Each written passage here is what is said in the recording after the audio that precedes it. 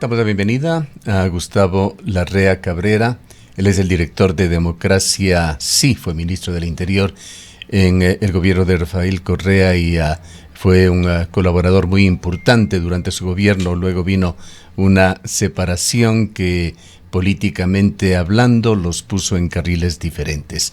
Le damos la bienvenida, señor Larrea. Quisiéramos conocer su punto de vista sobre cómo llegan estos 2 años de ejercicio del poder de Daniel Noboa. ¿Qué efectos ha tenido en términos generales sobre la política ecuatoriana? Buenos días, un gusto poder dialogar, Gustavo. Creo que el gobierno sufre su primera derrota política en la consulta popular. Logró ser un gobierno de transición después de la muerte cruzada convocada por el presidente Lasso. Ganó las elecciones de una manera no prevista, pero las ganó en la primera elección de él hace justamente 2 años y meses. Lleva 2 años en el mandato, en un gobierno que se desgastó en los últimos meses, pese a haber ganado la reelección o la elección de marzo de este año. En mayo ya esa mayoría que logra con cerca del 55% de la votación se diluye y tiene su primera derrota, pese a que generaron un escenario favorable para la victoria del sí. Ese escenario estuvo determinado por una elección flash, una elección de 13 días, la elección más corta de la historia. Dentro de los 13 días, 4 días de feriado. Yo digo, generaron un escenario buscando su victoria política. Pero el pueblo le dijo no, y le dijo no masivamente a 2 preguntas, a la 1 y a la 4, y mayoritariamente con 8.7 puntos de diferencia la una y 14 puntos la otra, le dijo también no a las otras preguntas. Y creo que no tiene que ver solo con el contenido de las preguntas, aunque obviamente hay una reflexión ciudadana sobre eso, sino con el contexto, las circunstancias. El gobierno en su campaña en el mes de febrero-marzo dijo que no subiría el IVA y terminó subiendo el IVA. Y lo que es más grave, ¿no? Sube el IVA y antes de subir habla y negocia con el sector de la transportación un acuerdo, pero no lo hace con el movimiento indígena y con sectores populares, cuando estos sectores en segunda vuelta hace pocos meses apoyaron su candidatura. Los mismos líderes de la Confeniae, los mismos líderes del movimiento indígena de Chimborazo y de otras provincias, que incluso públicamente hicieron campaña por Noboa en la segunda vuelta, le reclamaron diálogo y el gobierno cerró sus oídos, no dialogó, y eso generó una protesta que en la provincia de Imbabura duró aproximadamente 30 días. Esa es otra circunstancia que lo debilita. Le debilita también los anuncios de que la base militar que propone ser instalada en Galápagos, después dice que en Manta, que en Salinas, y eso le desgasta. Le desgasta los anuncios de que el 13º y 14º sueldos solo existen en el Ecuador, hecho por la ministra de Trabajo. Y así declaraciones de sus voceros que le van mermando. Y creo que la más fuerte es la del propio presidente Noboa cuando nos dice que no tiene un proyecto de reforma constituyente, o que sí lo tiene callado y que solo lo anunciaría si es que gana el sí. Eso también genera desconfianza y finalmente se expresa en una votación mayoritaria por el no y en la primera derrota política del régimen, que le va a obligar a hacer cambios. Creo que hay un desgaste de su gabinete. Los recambios que ha hecho ahora son insuficientes. Tal vez el único nombramiento que ha generado algún nivel de simpatía es la del secretario jurídico de la presidencia, el doctor Herrería, pero el resto de nombramientos no generan simpatía. Hay un problema grave en el gobierno. El presidente todavía no sale a decirle al país cuál es el rumbo futuro que su gobierno va a tener. Y esa es otra debilidad del gobierno. Creo que básicamente, Gustavo, esas son las falencias que en general impactaron en su elección. Tal vez me falta una y no poco importante, muy importante, la seguridad. Las cárceles siguen bajo control de la mafia, pese a que nos anunciaron que el Estado controlaba todas las cárceles. Eso no es así, las masacres continúan. También un grave problema en el sistema de salud pública, que es un desastre. Creo que estamos en el nivel más crítico en las últimas décadas de la salud pública, no sé si décadas, tal vez mucho más que décadas. No conozco una crisis más profunda que esta en los últimos 50 años. Creo que ahí hay problemas muy graves y el gobierno no los ha enfrentado eficazmente. ¿Qué tan difícil considera usted, a través de su experiencia, implementar políticas de seguridad en un sistema político fragmentado como el ecuatoriano? A ver, todo sistema político en el planeta Tierra es fragmentado, para empezar. O sea, no es un caso aislado el caso ecuatoriano. Precisamente por eso la democracia prevé acuerdos.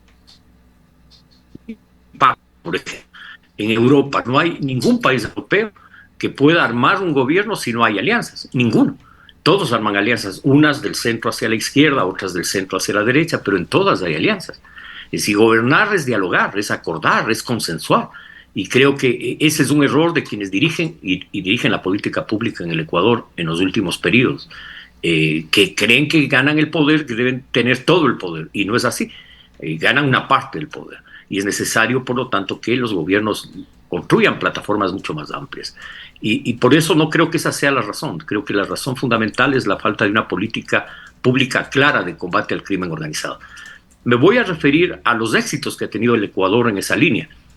El Ecuador es un país libre de narcocultivos. No tenemos sembríos de hoja de coca, ni tuvimos sembríos de marihuana como los tiene Colombia, Perú, Bolivia, que incluso en los informes de Naciones Unidas aparecen Perú con más de 200.000 hectáreas, Colombia con aproximadamente 300.000 hectáreas de cultivos ilícitos y el Ecuador cero. ¿Por qué? Porque el Ecuador ha tenido una política de cero tolerancia al narcocultivo. Claro, y en esta línea no solo... Perdóneme la interrupción, posiblemente usted lo va a tocar más adelante igual, pero Ecuador, si bien no tiene grandes cultivos, se ha convertido en uno de los principales corredores para canalizar estos cultivos grandes de países Desde luego vecinos. Que sí, y lo voy a topar. Pero me estoy refiriendo a la primera parte, que tuvo éxito en eso, pero no tiene éxito en el control del tráfico. No tiene éxito en que el Ecuador se haya convertido en una bodega del narcotráfico. Cuando la mafia colombiana decide no comercializar directamente la producción de cocaína a Estados Unidos y lo hace vía Ecuador y México, involucra primero a México y después a Ecuador en esa cadena. Y la respuesta del Estado ecuatoriano ha sido débil. No se ha blindado la frontera ni con Colombia ni con el Perú para controlar el ingreso de cocaína, ni se ha blindado la frontera aérea ni marítima, no solo para que no salga, sino para que no entre la cocaína. Y en este sentido creo que esa es una de las debilidades más profundas en seguridad, y la otra desde luego es el no control de estos cuarteles generales del narcotráfico y de la mafia que se han convertido las cárceles del país. Y creo que ahí se requiere una política firme y no la ha habido. Pese a que el gobierno nos ha dicho que sí, que va a haber control, incluso nos ha ofrecido que el número de asesinatos, de masacres va a acabar y realmente esto no se logra controlar. Creo que ahí hay debilidades fuertes en cuanto a materia de seguridad en la lucha contra el narcotráfico. Y no se trata de que no sea necesaria la cooperación internacional. La cooperación es imprescindible y el Ecuador tiene acuerdos con muchos países del mundo en esa lucha, que hay que mejorarlos, que hay que consolidar esos acuerdos, porque esta lucha no es solo del Ecuador, es una lucha internacional. El Ecuador ha dado importantes pasos contra el narcocultivo, pero no ha sido capaz de controlar el tráfico, como usted bien lo indicó, Gustavo.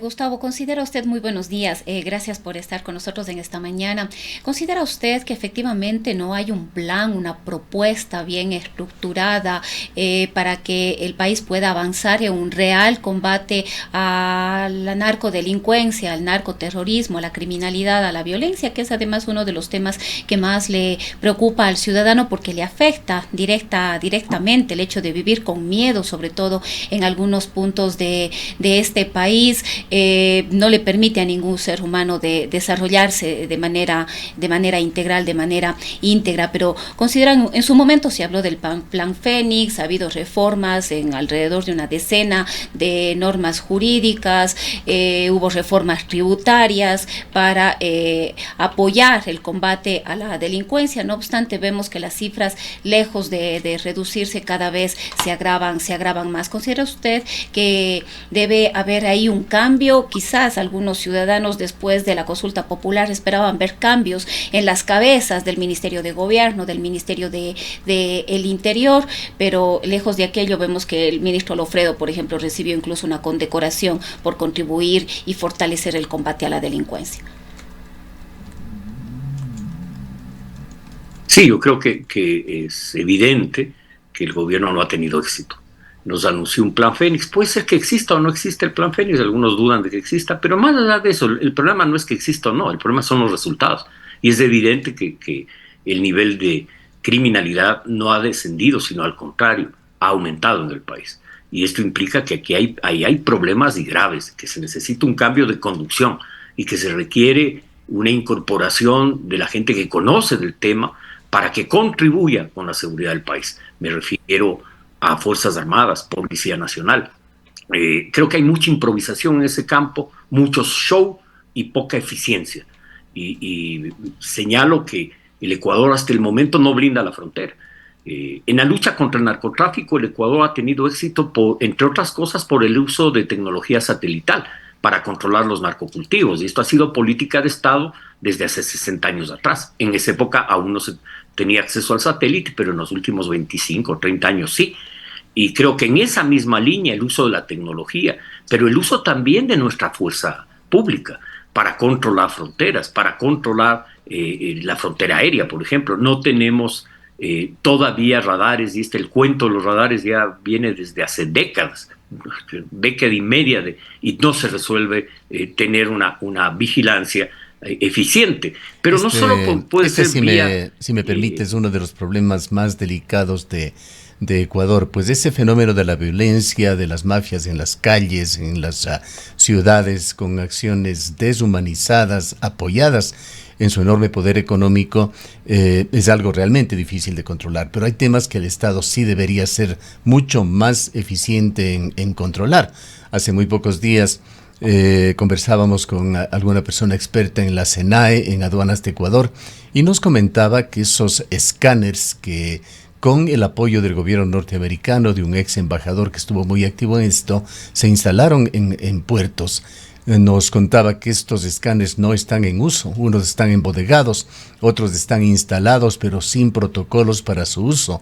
Allí nos preguntamos quién impide que estas herramientas de ayuda, una enorme ayuda, en los puertos no sean utilizados. O también está por allí ese deficitario control de la UAFE de lavado de activos de Ecuador. Creo que es por ahí el tema. Es decir, cuando digo blindar fronteras, implica tener control de lo que entra y lo que sale. El tema de los escáneres viene ya por lo menos desde hace 7 años atrás. Es decir, viene desde el gobierno de Moreno, que se compraron algunos escáneres. Después vino cooperación internacional de Estados Unidos, también de Europa. Y sin embargo, los escáneres, como bien señalas, no funcionan. Es decir, ahí vemos falencias, igual en el control de lavado de activos. Se controla a quien hace un depósito de más de $5,000. Eventualmente alguien puede vender un auto y tener un depósito, pero no se controla el flujo, ni se sigue las pistas del flujo de lavado de las mafias. En ese sentido, algo se ha hecho, pero es evidentemente insuficiente. Es necesario cooperación internacional en la lucha contra el lavado, golpearle donde más les duele, que es en sus finanzas, y creo que ahí todavía tenemos muchas debilidades.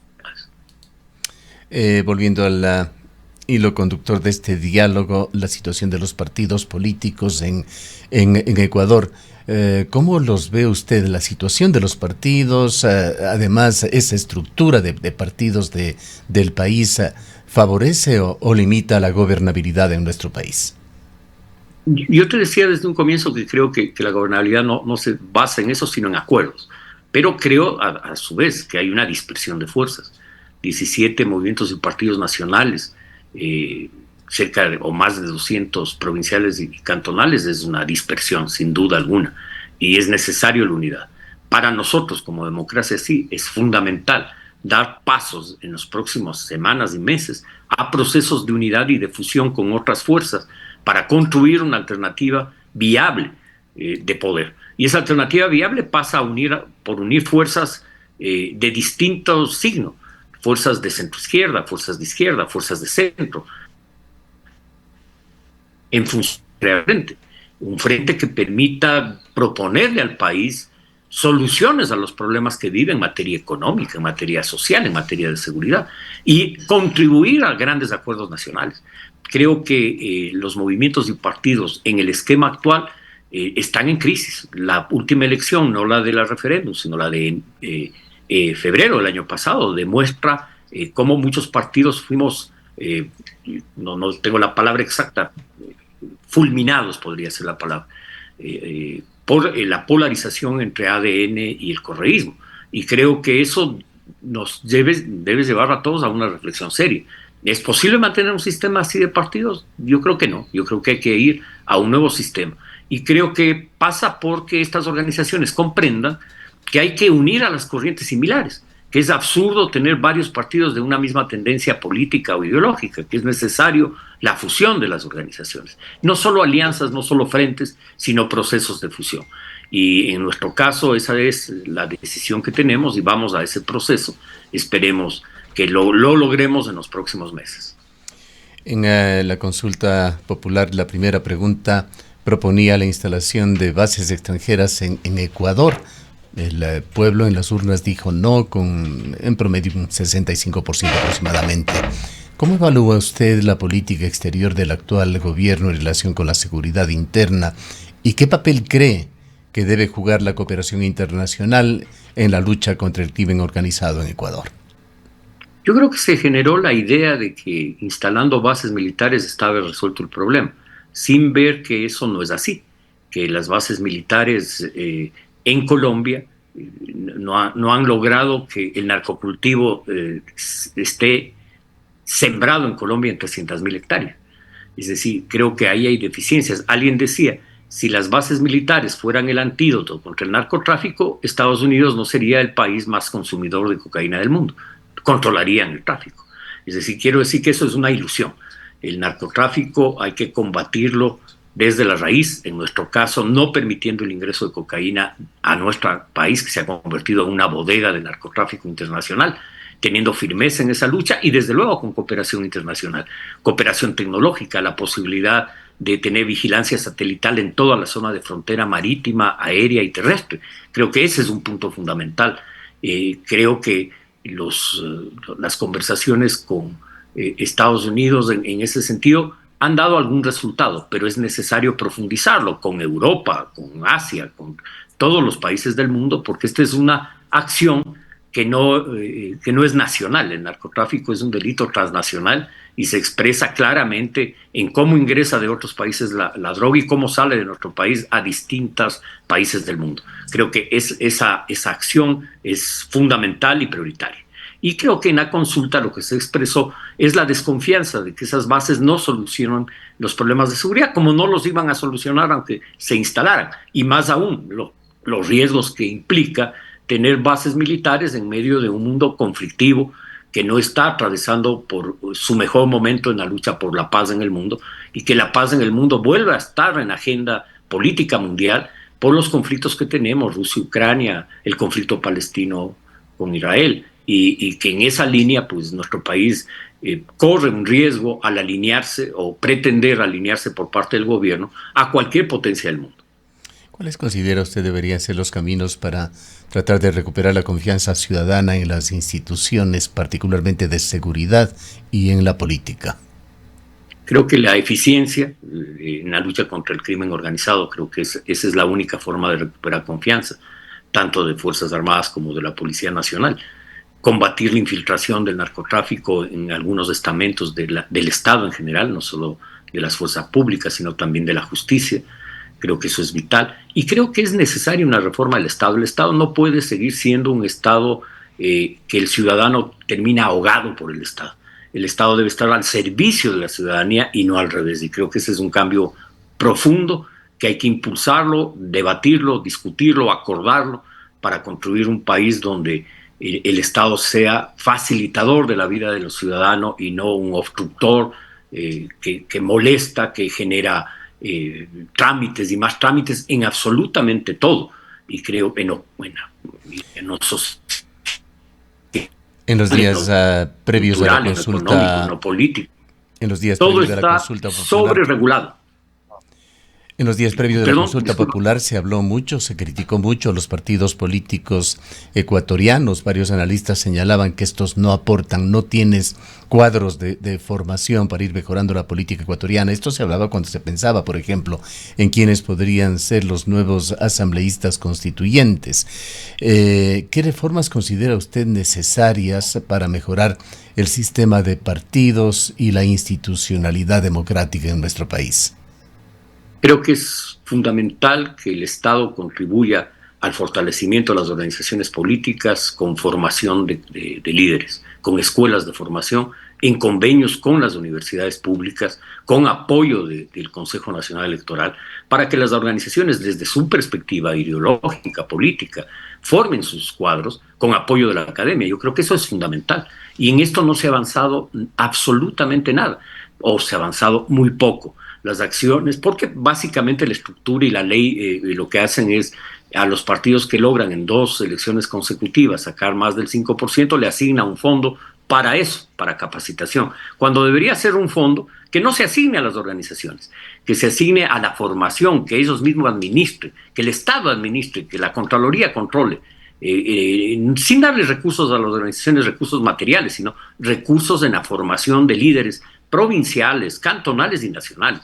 Y creo que eso es fundamental, hacerlo hacia futuro. De lo contrario, este problema va a ser un problema profundo, porque en definitiva las organizaciones políticas, al no tener apoyo, salvo aquellas que dependen de chequeras millonarias que pueden financiar ese tipo de actividades, la mayoría de las organizaciones políticas no tienen esas condiciones, en concreto nosotros no las tenemos, y es absolutamente un trabajo de voluntariado, de compromiso y voluntad. En ese sentido, pues es muy difícil tener una escuela permanente de formación con profesores de primer nivel, porque esto implica recursos.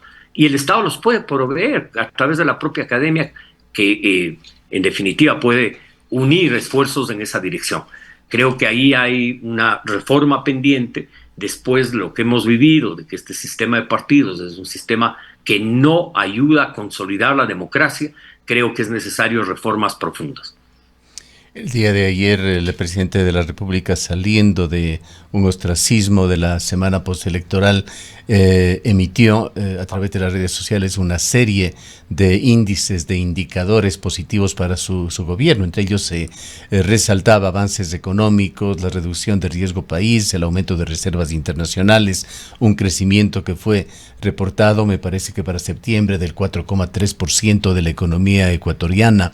Con estos antecedentes, ¿cuáles considera usted son los logros principales del gobierno de Daniel Noboa? Yo creo que lo que él menciona es verdad. Es decir, bajo el riesgo país hay mayor reserva, pero no es verdad el mejoramiento económico de la población. Los índices de empleo no han mejorado, al contrario, han retrocedido lamentablemente. No hay una reactivación productiva, económica. No hay un fondo de reactivación económica desde la época de la pandemia, donde las pymes sufrieron, las pequeñas y medianas industrias sufrieron un golpe brutal a su economía. No ha habido una política de reactivación económica. No hay un fondo para eso. Y debería haberse construido ese fondo de manera urgente, no ahora, desde hace años atrás, y sigue siendo urgente. De lo contrario, no vamos a tener reactivación del empleo. Creo que algunas cifras macroeconómicas han mejorado, pero la más importante de todas, que es el empleo, no ha mejorado, lamentablemente. Yo creo que esas son las deficiencias en materia de política económica.